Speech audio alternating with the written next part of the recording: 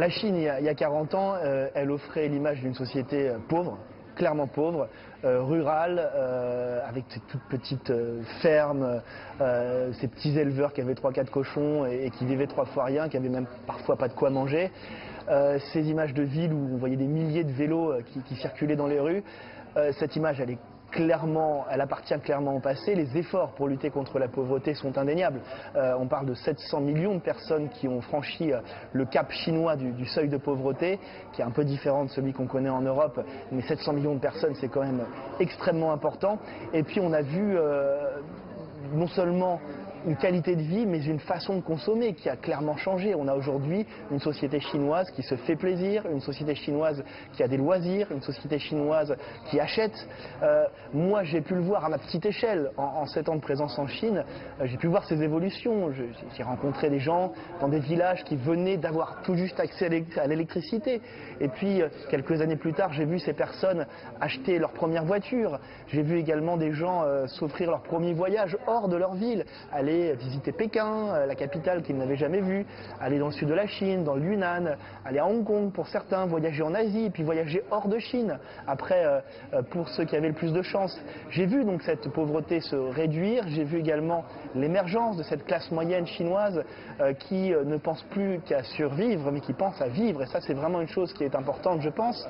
J'ai vu également ces jeunes diplômés qui ne cessent d'être plus nombreux chaque année. Voilà, clairement cette réduction de la pauvreté s'est accompagnée aussi d'une augmentation du nombre d'études supérieures, de gens qui font des études supérieures et qui aspirent à une vie plus riche et à une vie meilleure.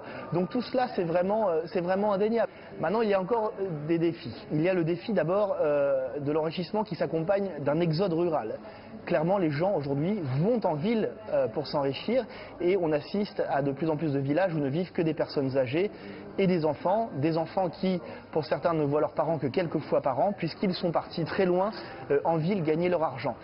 Enrichir, développer les villages, c'est quelque chose qui, à mon avis, est crucial pour le développement de la Chine dans son ensemble. Puis il y a également le problème de la spéculation immobilière. Cet enrichissement s'accompagne également d'une flambée des prix de l'immobilier puisque beaucoup de Chinois investissent, c'est aussi quelque chose de culturel, mais par exemple pour se marier, on doit souvent acheter un bien immobilier et ça pose énormément d'inquiétudes auprès notamment des jeunes couples chinois, cette spéculation immobilière, des jeunes couples qui aujourd'hui se demandent justement comment ils peuvent finalement s'installer en famille dans la mesure où ils n'arrivent pas à se payer ce bien immobilier.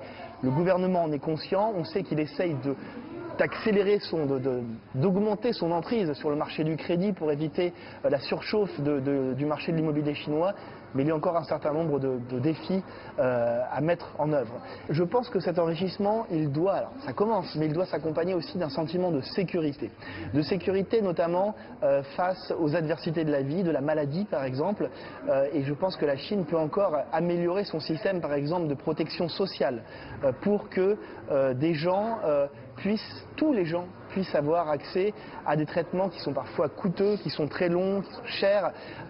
Et donc, il y a aujourd'hui une sécurité sociale en Chine, elle existe, mais je pense qu'elle peut être encore améliorée pour couvrir tout le monde et dans la durée. Et ça, c'est un défi. Je pense qu'un sentiment de sécurité qui se renforce s'accompagne également de dépenses qui sont à côté plus anecdotiques, toujours dans les loisirs, dans la vie de tous les jours, et ça contribuera à développer de façon pérenne la société chinoise.